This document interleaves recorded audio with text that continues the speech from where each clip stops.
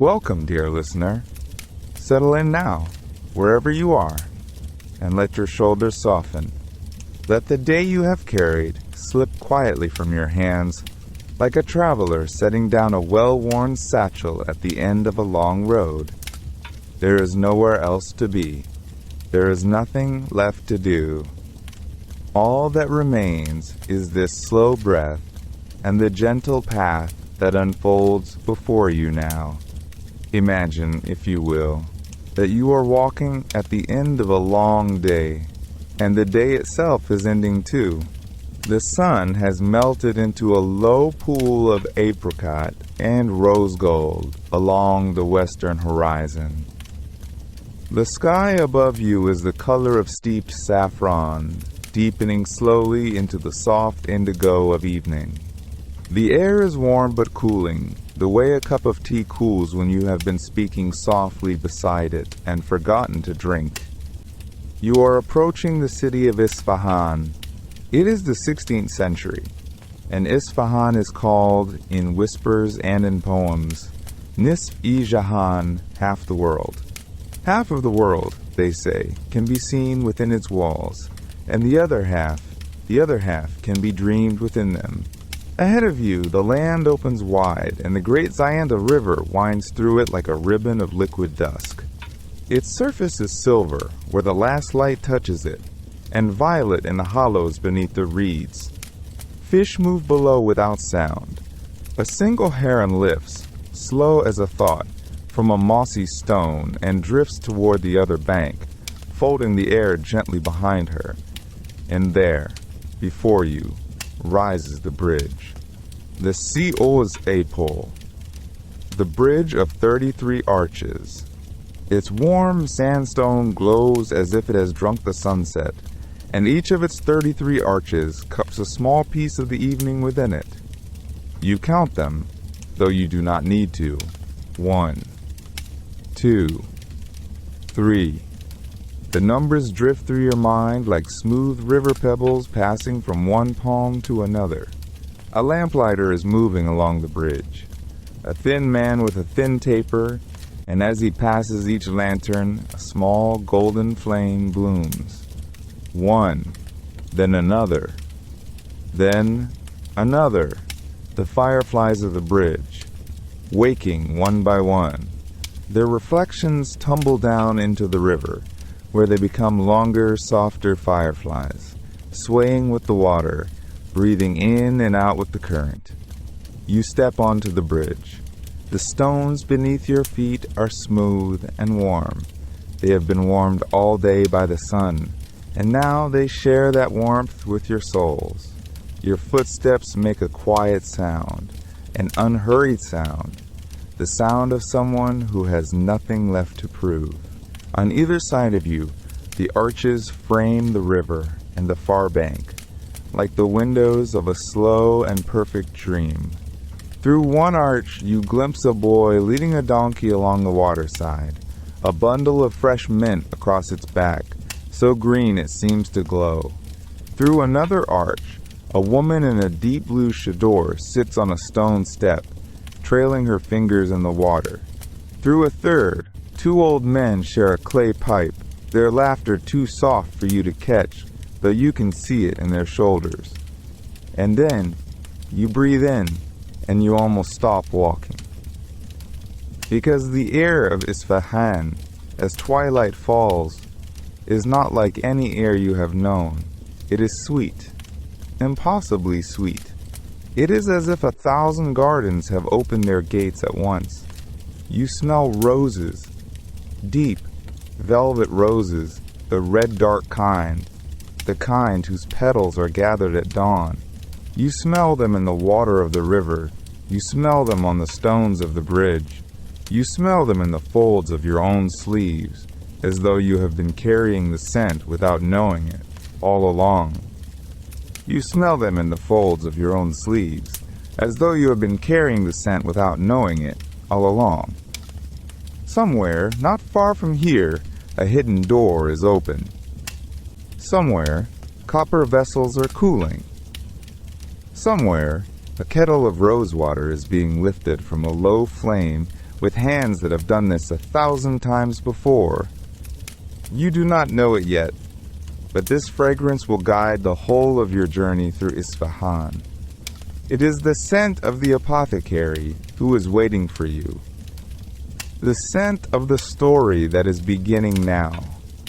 For now, simply walk.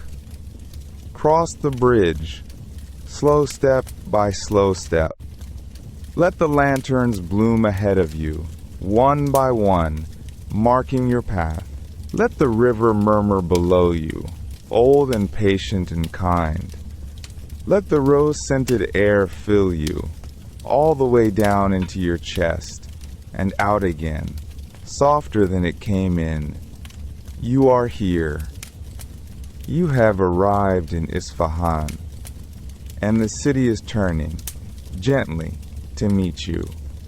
The first call to prayer rises, soft as steam from a kettle, and drifts across the rooftops of Isfahan. It is not a sound that wakes you. It is a sound that folds around you, the way a shawl settles upon tired shoulders. Somewhere, a muezzin sings to the pale edge of morning, and his voice moves through the blue hour like water finding its old, familiar paths between the stones. You walk without hurry. The air is cool, and it carries the faint, sweet breath of the gardens beyond the walls, where fountains have whispered all night to sleeping pomegranate trees. A lamplighter passes you, yawning, his brass pole tapping softly against the cobbles. He gives you a small, unhurried nod, the kind of nod that asks nothing of you at all. The Grand Bazaar lies just ahead, and it is slowly stirring beneath its great vaulted ceiling. You step inside, and the city changes its voice. Outside, there was stone and sky. Here, under the long arcades of brick, sound grows soft and close, as though you have slipped into the hush of a very old library. High above, small domed skylights let down shafts of early blue light, and the dust motes turn within them like tiny, drowsy stars. A tea seller is tending his samovar, coaxing the first coals into glow. The copper belly of it gleams dull gold. Steam lifts in a slow white ribbon and curls into the rafters, where it loses itself among the beams. He does not yet call for custom. He simply waits, patient as the morning, polishing one small glass cup with the corner of a folded cloth. You drift onward, past a stall where saffron lies heaped in a shallow wooden bowl. It is the color of a candle flame caught mid-flicker, deep crimson at the threads, softening to gold at the edges. Its scent is faint, honeyed, faintly of hay warmed in the sun. Beside it, a small brass scale sleeps on its pivot, its two little pans perfectly still, perfectly balanced, waiting for the day's first careful measuring. A little further, the cardamom sellers are unrolling their cloths. Green pods spill into clay dishes with a sound like a handful of rain on dry leaves. The smell rises at once, cool and bright, a green note in the dim warmth, clean as the first sip of water in the morning. You breathe it in, and it seems to breathe you in return. Now the dried rose petals come into view, heaped in deep baskets that line one side of the arcade. They are the pink of a blush remembered rather than felt, and the red of old letters tied with ribbon. They are the pink of a blush remembered rather than felt, and the red of old letters tied with ribbon. You pass your fingers just above them, not quite touching, and their fragrance rises to meet your palm, quiet, powdery, as if the summers of 100 gardens have been gently folded away here to rest. The bazaar murmurs. A kettle sighs. Somewhere, far off, a dove calls once from a painted beam, then tucks itself back into the shadows. A boy with a tray of bread balanced upon his head passes you in soft, barefoot steps, and the warm smell of baked flour trails after him like a blessing. It is then that you notice the glow. Down a side passage past the last of the spice stalls, a lantern has been lit above a low wooden door. Its light is amber, old amber, the color of honey held up to a candle, and it spills gently across the worn threshold stone. The stone has been stepped upon so long that the center of it dips like a shallow cup, holding the glow. You turn toward it without quite deciding to. The narrow lane is quieter here. The bazaar's soft chorus fades behind you, and your footsteps make only the gentlest of sounds, as though the passage itself is asking you to hush, just a little more.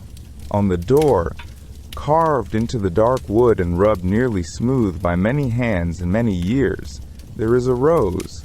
Its petals have been worn almost to a whisper of a shape, but you know it at once, the way you know the shape of a name you have not said aloud in a long time. Below it, in faded script, a single word is painted: Gulab. Rosewater. This is the apothecary of Master Farid. You pause before the door. The amber lantern hums faintly above you, warm on your cheek. From inside comes the quiet music of small glass stoppers being set gently into small glass bottles, one after another. It is a sound like slow rain on a still pond, a sound that does not ask you to do anything at all. You rest your hand softly upon the worn wood, and the door, as though it has been expecting you for a long, long while, breathes open. Inside, the air is older than the street. It is the kind of air that has been settling for 100 years, layer upon gentle layer, like silt at the bottom of a slow river. It smells, first, of cedar, warm and resinous, the wood remembering every summer it has known, and then, beneath the cedar, something rounder, something soft. Rose. Rose, so quiet it seems less like a fragrance and more like a memory of one. A memory you almost recognize, though you cannot say from where. You step inside, and the door breathes closed behind you. The shop is small, smaller than you expected from the threshold. The ceiling is low and beamed with dark wood, and the walls, every wall, are lined with shelves. Cedar shelves, the color of honey held up to a lamp. And on those shelves, sit bottles, hundreds of bottles, cobalt blue, every one of them glazed and gleaming, each no taller than a teacup, each stoppered with a small twist of cork and waxed linen. They are arranged in long, patient rows, rows that curve gently with the shape of the room, rows that catch the light from a single high window and pass it, bottle to bottle, like a whispered word. In the center of the shop stands a counter. The counter is made from a single slab of olive wood, polished by 1,000 sleeves into something that looks less like furniture and more like still water. Upon the counter, asleep is a cat. Upon the counter, asleep is a cat.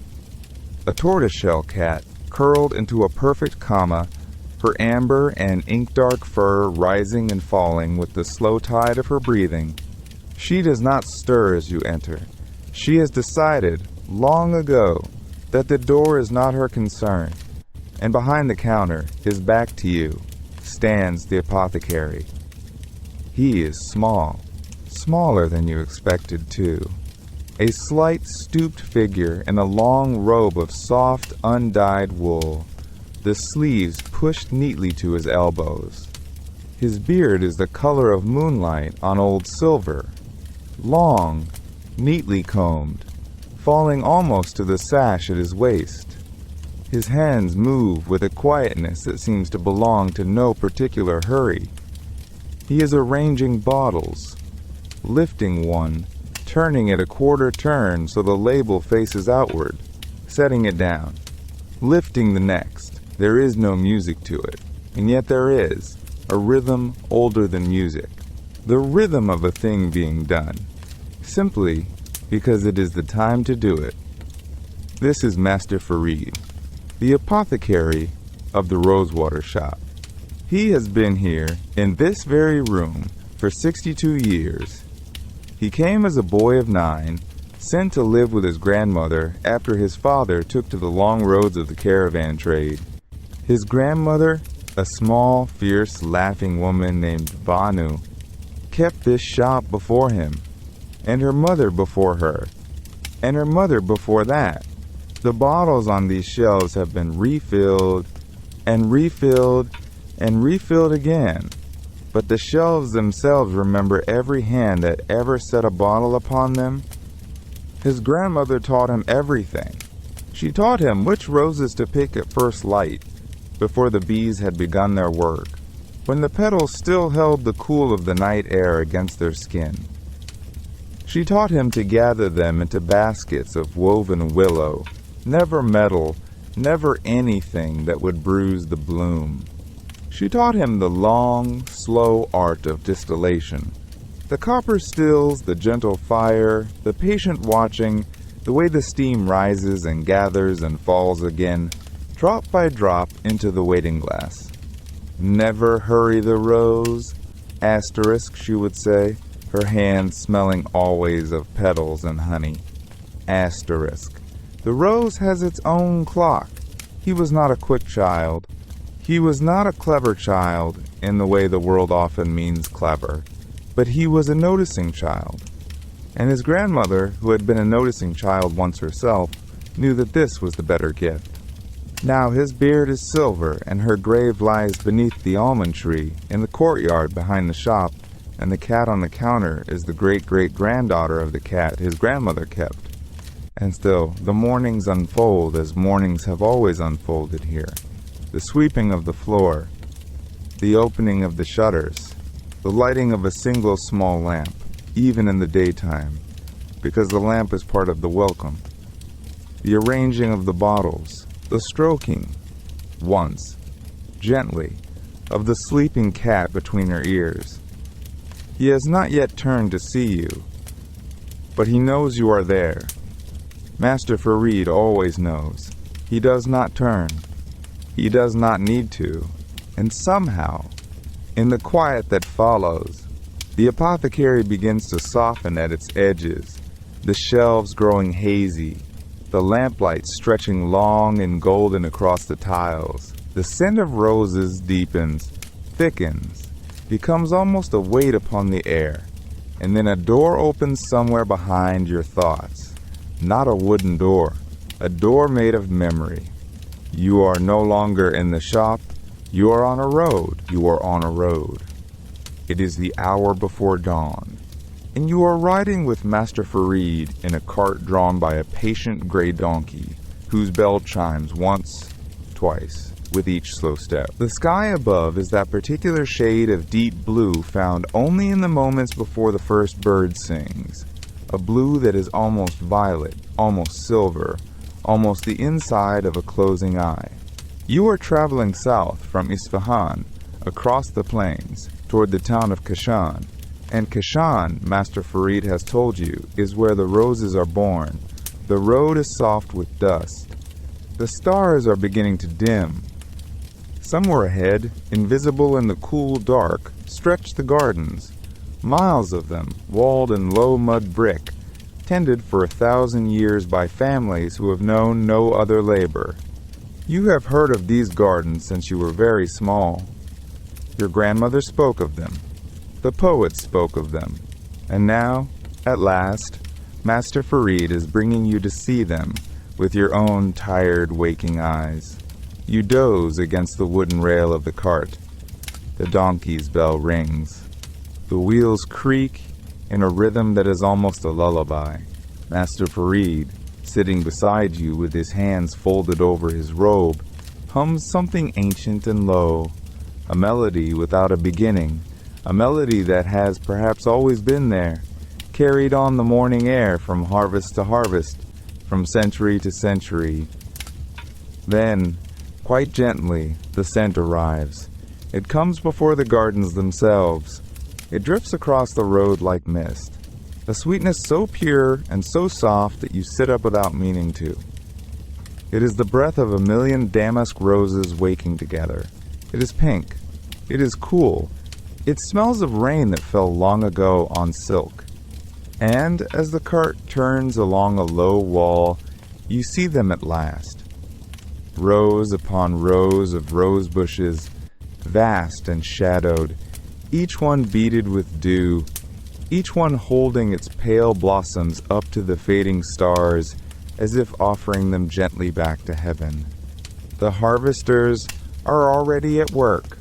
They move among the rows like quiet figures in a dream, women and men in long sleeves of soft cotton, baskets woven of reeds balanced against their hips. Their sleeves whisper against the petals. The petals whisper back. It is the softest sound you have ever heard, softer even than the turning of a page, softer than snow falling on wool. No one hurries. No one speaks above a murmur.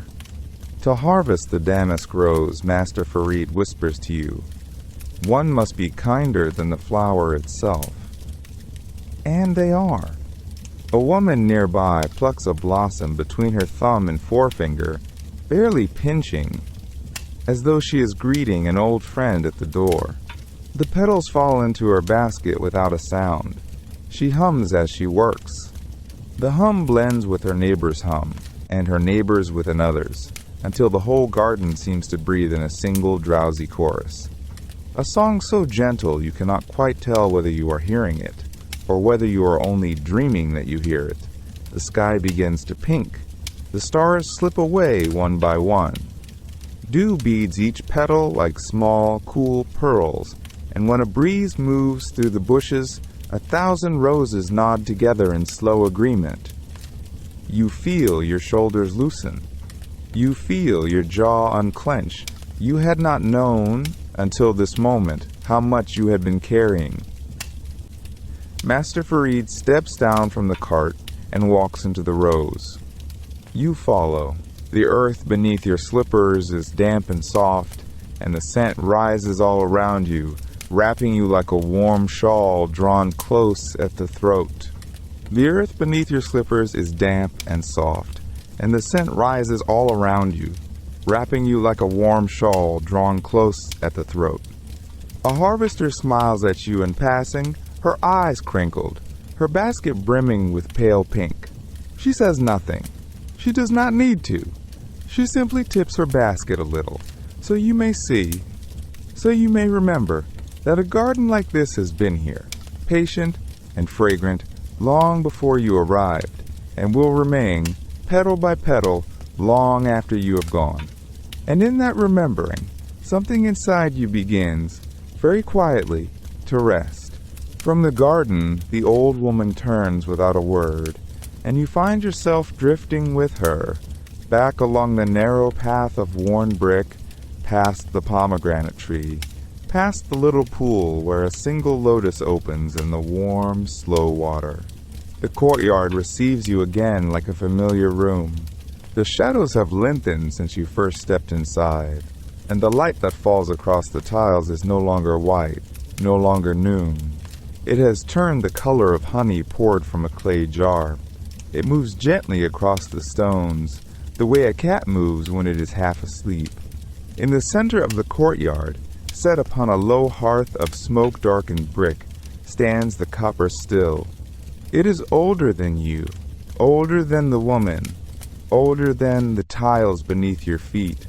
Its great round belly catches the late afternoon and gives it back softened, as if the light itself had been steeped and strained.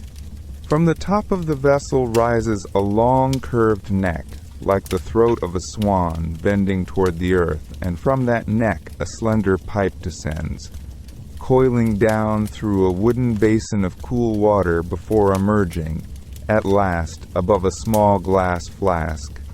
The woman lifts the lid of a nearby basket, and all the roses you watched her gather tumble in a soft pink cascade onto the cloth beside her. She begins, with a patience that seems less like work and more like prayer, to feed them into the copper still. Handful after handful of petals slip inside. The scent that rises is so deep, so round, so entirely itself, that for a moment you forget you are standing. You forget the day you came from, the hour it might be, the name of the month. There is only rose, and rose, and rose again, folding over you the way a quilt folds over a child. Water is added. A lid is lowered. A small fire, already glowing beneath the still, is coaxed a little brighter by the gentle push of a palm leaf fan. The flames stretch. They do not hurry. Nothing in this courtyard hurries. Everything moves at the pace of honey, at the pace of afternoon, at the pace of a breath drawn in, and slowly, slowly released. You watch the fire until your eyes grow warm, and then you watch the copper instead. It is said, in this city, that a good alembic must be loved, that the coppersmith who hammers it must sing while he works, so the metal remembers kindness, that the one who tends it must speak gently to the steam, so the roses are not frightened into giving up their soul too quickly. The woman, you notice, is humming, a low tune older than words. It curls through the courtyard like a second kind of steam, and soon the first steam does come. A faint breath at the tip of the swan's neck, then a drop, a single perfect drop of rosewater, trembling for a moment at the mouth of the slender pipe before falling, slow as a falling star, into the waiting glass. It makes a sound so small you almost imagine it. It makes a sound so small you almost imagine it. A soft, round tink, like a syllable whispered into cupped hands. Another drop follows, and another. The rhythm is slower than a heartbeat, slower than rain on a tiled roof.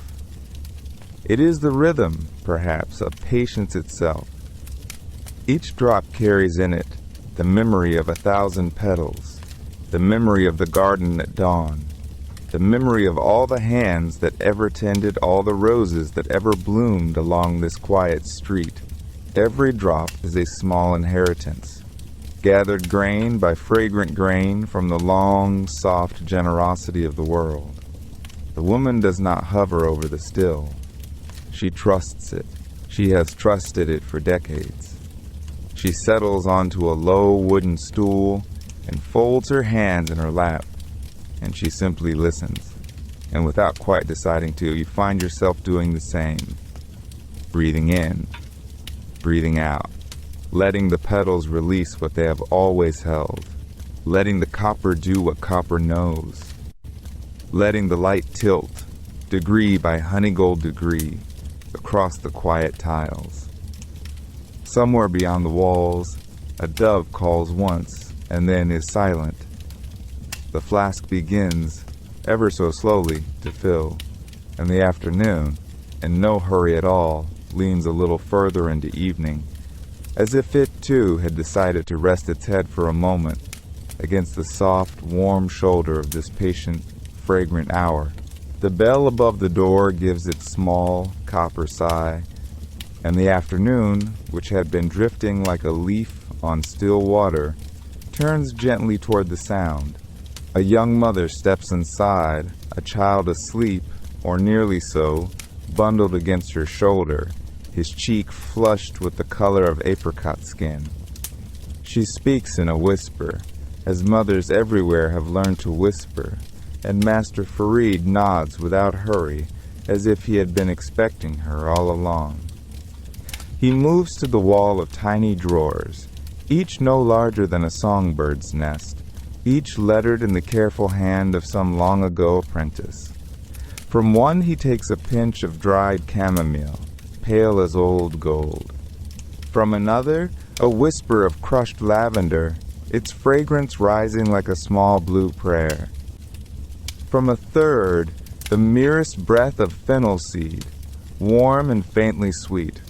He lays them on a square of waxed paper the color of moth wings, and folds the paper into a neat little parcel, tucking the corners the way one tucks a blanket beneath a sleeping chin. "Steep this in warm milk," he tells the mother softly, "no hotter than your wrist can bear.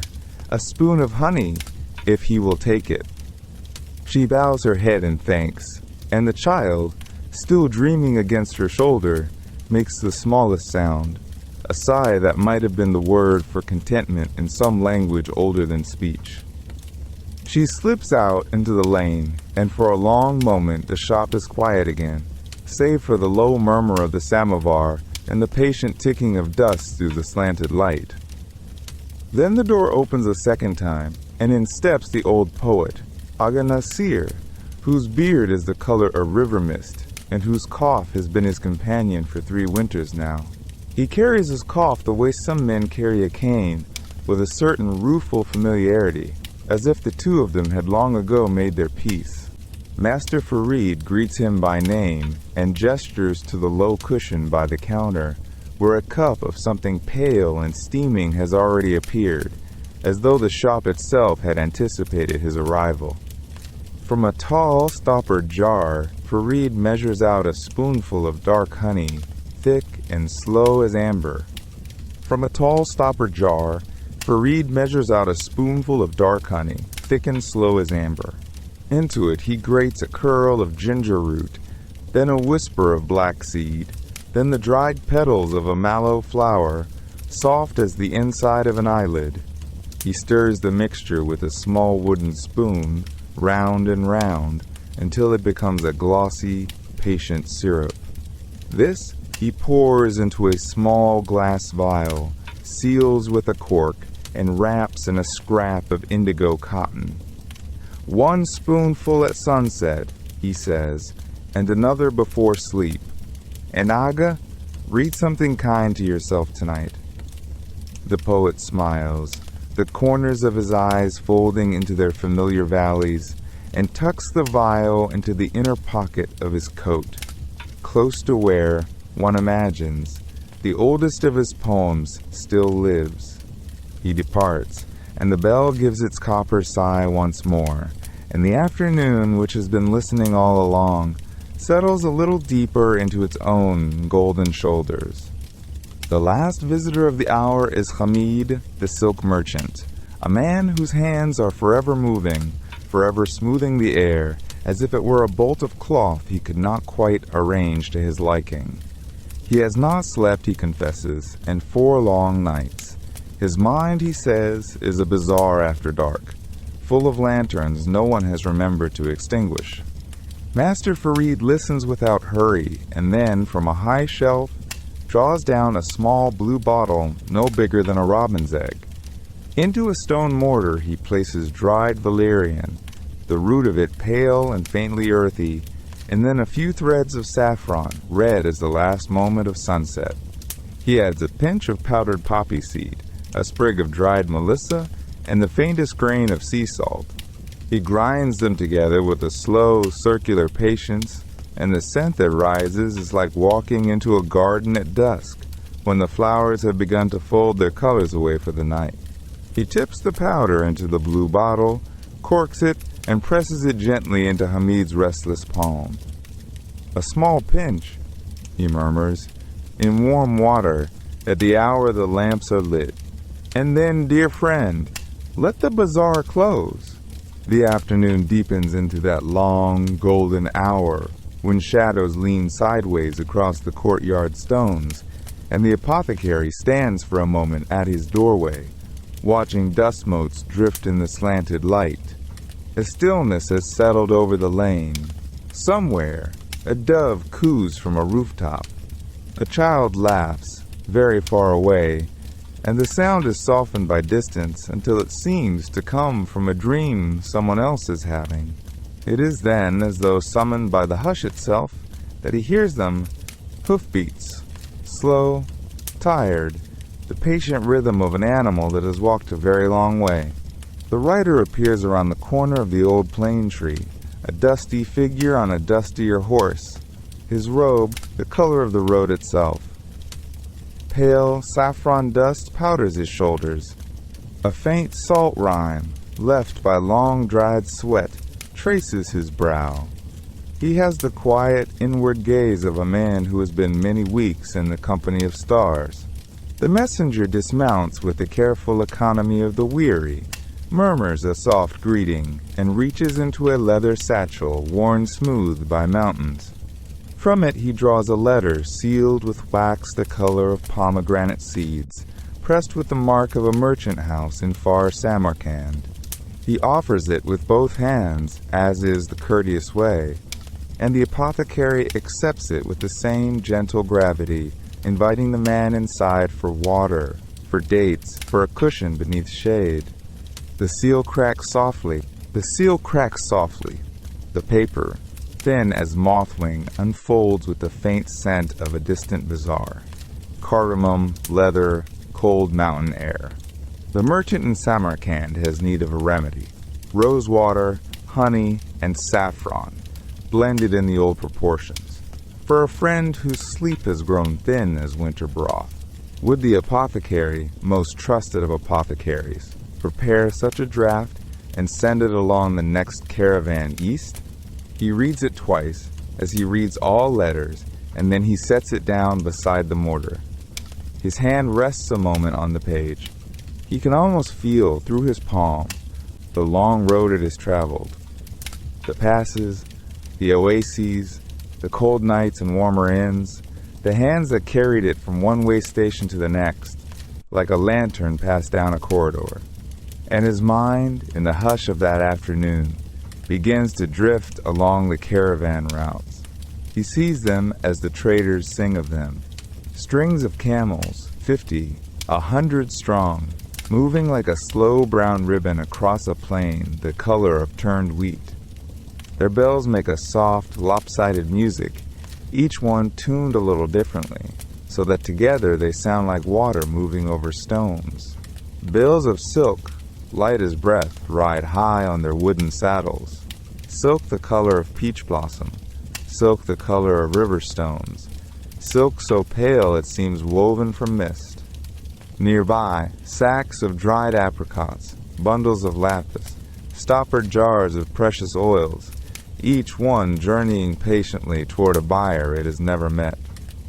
He sees the halt at evening, the long shadows of the camels stretching out behind them as the sun lowers, the drivers unloading, murmuring to the animals in the old dialects, unrolling felts, coaxing fires from dung and thornwood.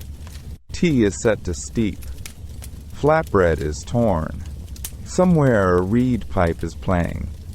No song in particular, just a few notes turning gently on themselves, like leaves on a slow current. And the camels, oh, the camels, kneeling in the cooling sand, their eyelashes long as a lover's, their great liquid eyes growing heavy. One by one they fold their knees beneath them. One by one they lay their long necks along the earth. Above them the first stars come out over the silk-road plains, timid at first, and then bold, until the whole sky is embroidered with them, stitch upon silver stitch, a canopy that no loom of Isfahan could ever match.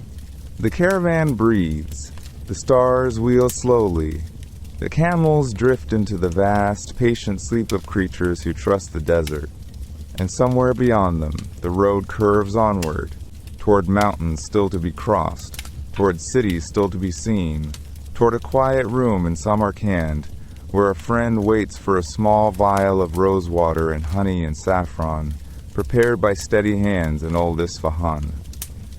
The apothecary, in his shop, reaches for a clean flask. He measures the rosewater first, slow as a prayer. The honey follows, gold coiling into gold. The saffron, 3 threads, no more. He stirs in the manner his master taught him, 3 turns with the grain of the day, and 3 turns against, and 1 turn for the traveler. When the cup is sealed and set upon the shelf beside its cousins, Master Farid draws the blue curtain across the alcove, and the shop grows quiet in the way shops do at day's end, when the last of the sunlight leans long through the lattice and turns the dust in the air to slow, drifting gold. He washes his hands in the copper basin. He dries them on a cloth the color of wheat. He dries them on a cloth the color of wheat. He unties the apron, folds it once, twice, and lays it across the counter, as he might lay down a thought he will return to tomorrow. Then he lifts the small brass key from its hook and steps through the narrow door at the back of the shop, into the courtyard that only he and the swallows know. It is not a large garden. A man could cross it in 9 steps, though Master Farid has never needed to. At its heart, a pool no wider than a millstone, tiled in turquoise so deep it seems to hold a piece of the evening sky beneath its water. A single pomegranate tree leans above it, heavy with fruit, the color of embers, each globe ripening in its own slow season, patient as a sleeping child. Jasmine climbs the far wall in soft white constellations, and the air here is always a little cooler, a little sweeter, as though the garden were breathing in the old Persian way. Slowly, slowly, through the nose, down into the belly of the earth. He lowers himself onto the low wooden bench by the pool. His knees speak to him, as they have begun to do in recent years, and he answers them with a kind smile. From the small clay stove beside the bench, he lifts the teapot he placed there an hour before, and pours rose tea into a glass no larger than a sparrow's cup. The steam rises pink, then clear, and the scent of petals, rose, yes, and something beneath it, cardamom, a whisper of honey, wraps itself about him like a shawl his mother once stitched. He sips. The tea is warm, not hot. He has learned, over the years, that the best tea is the tea that waits for you. He watches a single jasmine blossom fall and ride the surface of the pool. A small white boat bound for nowhere in particular. Patience, he thinks, is the oldest fragrance. Older than rose, older than saffron, older even than the smoke of cedar. It is what the earth gives to the seed, and what the seed gives back to the earth in the form of fruit. He glances up at the pomegranates and remembers his master, many years ago, saying, "Suve, thing that ripens slowly tastes of the season it came from." A breeze passes through the garden, and the jasmine stirs as though nodding in agreement. Somewhere beyond the wall, a child laughs, a donkey bells, a baker calls that the last of the bread is cooling. The sounds of Isfahan at evening come softened, muffled by stone and by time, as though the city itself were turning down its own lamp. He sips again. The rose tea tastes of the garden he tended as a boy in the foothills, and of his grandmother's hands, and of a wedding feast he attended when he was 17, and of a long night beside a friend who did not live to see the morning.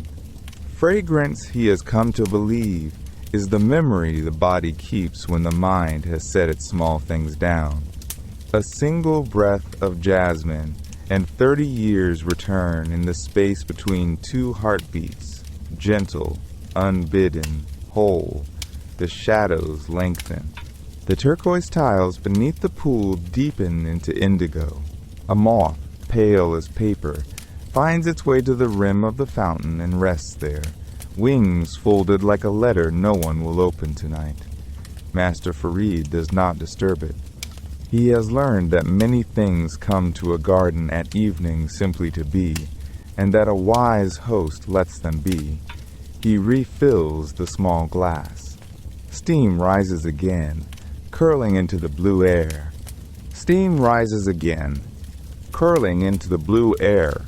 He breathes in and out, and in again, and for a moment the garden and the pool and the jasmine and the pomegranate and the old apothecary are one quiet, breathing thing together, slow as the turning of the seasons, patient as the ripening fruit, warm as the last sip of rose tea at the end of a long and gentle day.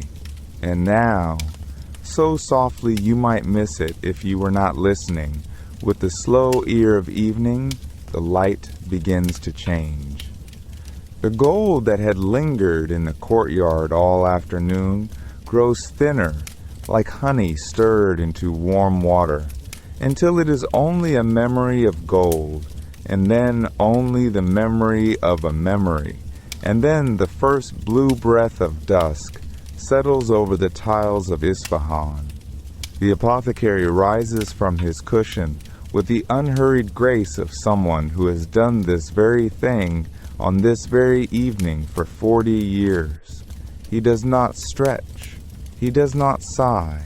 He simply stands the way a reed stands after the wind has passed, and looks once around his small garden, at the pomegranate tree and the jasmine and the still black water of the little pool, and he smiles the smile of a man who has been given one more good day and knows it.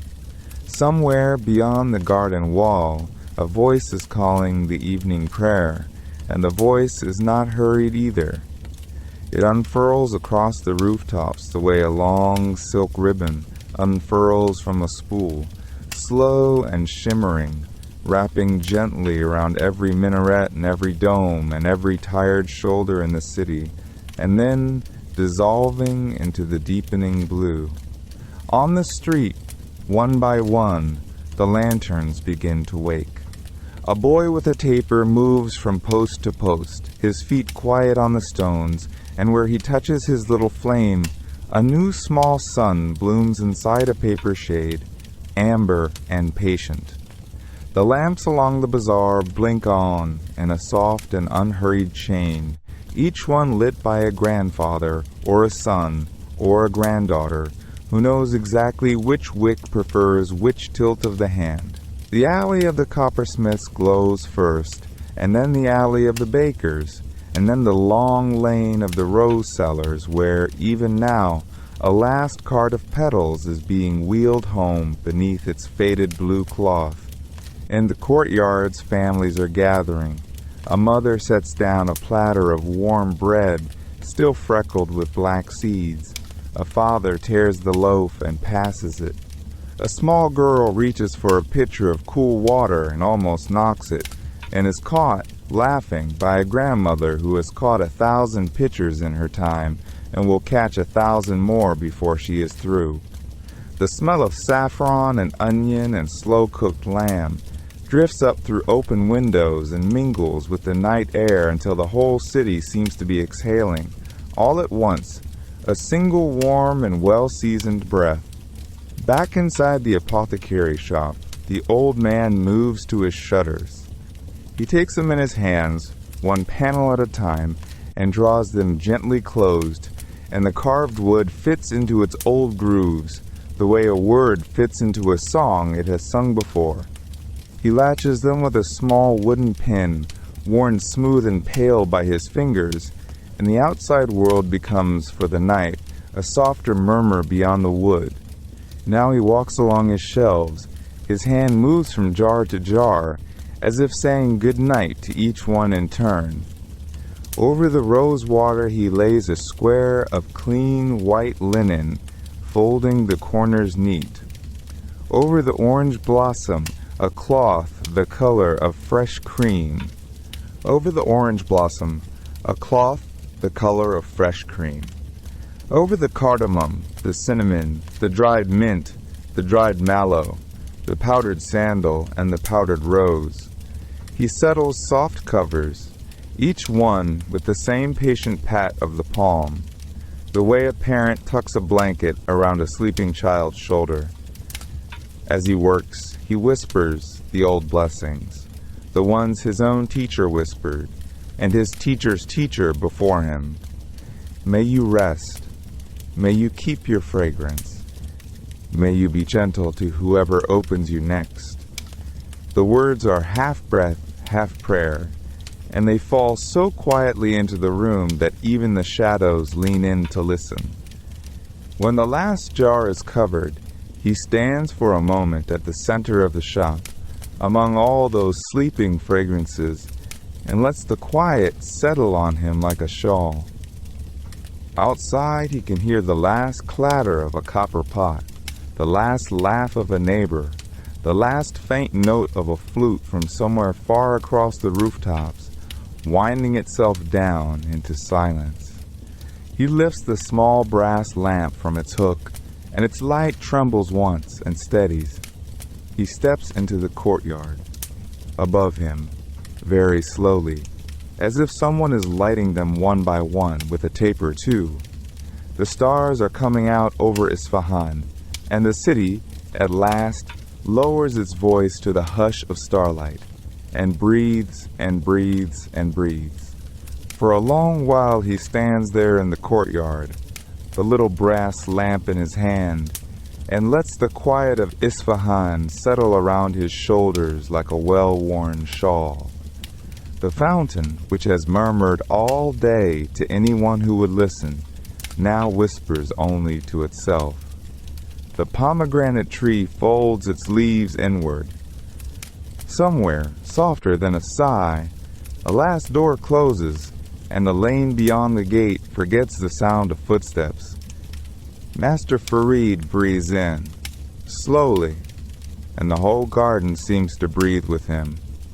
Rosewater, orange blossom, the cooling dust of the old stones, the faint, clean smell of lamp oil from his own small flame. He carries these scents with him as he turns, at last, back toward the shop. Inside, the shelves have gone quiet, too. The copper bowls glow faintly, holding a little of the evening in their curves. The jars of saffron and cardamom, of dried rose and crushed mint, rest in their long rows like a choir that has finished its singing and is content, now, simply to be heard in memory. The mortar and pestle, worn smooth by his grandfather's hands and his father's hands in his own, sit side by side on the counter, waiting patiently for morning.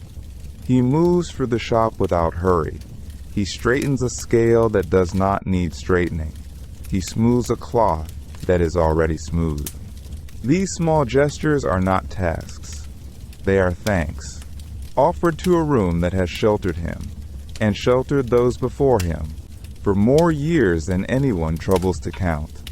At last he comes to the last lamp still burning, a small clay lamp in a niche near the doorway, its flame no bigger than a moth's wing. He pauses before it.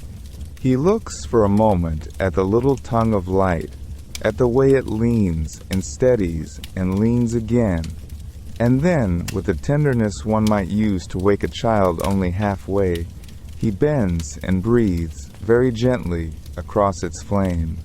The light gives way like a softly closing eye. A thread of fragrant smoke rises, curls, and is gone. The shop settles into a deeper blue, not dark, only hushed, like the inside of a bowl turned over a candle. The shop settles into a deeper blue, not dark, only hushed, like the inside of a bowl turned over a candle. Through the small, high window, starlight slips in and lays itself, pale and patient, across the counter, across the floor, across the quiet row of jars. Master Farid crosses to his cushions in the corner, the old ones, faded at the seams, pressed into the familiar shape of his rest. He lowers himself with a small, contented sound, the sort of sound a tired man makes when a day has been good and long and is now complete. He draws his shawl over his knees. He reaches for the worn book of poetry that has lived by his side for longer than he can say. He does not open it. Not tonight.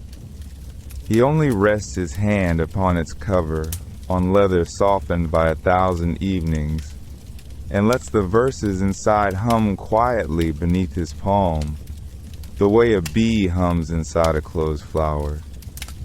Above the rooftops, the stars go on lighting themselves, one by one, over the domes and minarets, over the sleeping bazaars, over the bridges arched like resting cats above the river. The city of Isfahan lies beneath them, breathing its slow, ancient breath, in and out. And every breath carries a little of the day away and leaves a little more quiet in its place. Somewhere, a cat folds its paws. Somewhere, a mother lays a last cover over a small sleeping shoulder. Somewhere, a caravan far out on the plain sees the glow of the city and knows, without needing to say it, that it is nearly home. And here, in the Rosewater Apothecary, Master Farid's eyes grow heavy. The scent of roses lingers in the air like a promise kept. The stars watch over the shop, over the courtyard, over the fountain that has finally fallen silent. The shelves hold their fragrant weight without a sound. The old book rests beneath his hand. He breathes in, he breathes out. Somewhere between one breath and the next, the day lets go of him, gently, the way a petal lets go of a rose when it is finished blooming. And you, dear listener, you may let go too. Let the lane outside grow quiet. Let the stars keep their watch. Let the scent of rosewater follow you down, soft and sweet, into a long, untroubled rest. Sleep now. Sleep well. The lamps of Isfahan are out, and all is well, and all is well, and all is well.